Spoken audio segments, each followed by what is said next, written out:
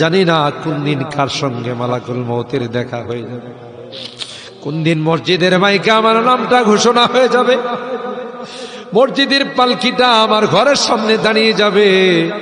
এটা তো এমন পালকি, এটাতে একবার যারা শুয়ে যায় জীবনে আর দ্বিতীয়বার সুযোগ আসে। দুনিয়ার মানুষ নিষ্ঠুরের মতো আমাকে গোসল করাবে, আতর গোলাপ দিয়ে সাজাবে, খাটিয়াতি করে ও জানা ও চেনা দেশের দিকে নিয়ে রওনা দেবে, আমাকে জঙ্গলের দিকে নিয়ে রওনা দেবে।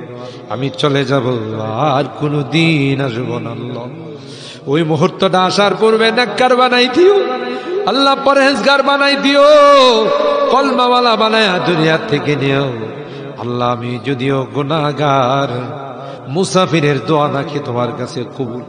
সাদা দাড়িওয়ালাদেরকে নিয়ে হাত উঠেইছি আল্লাহ।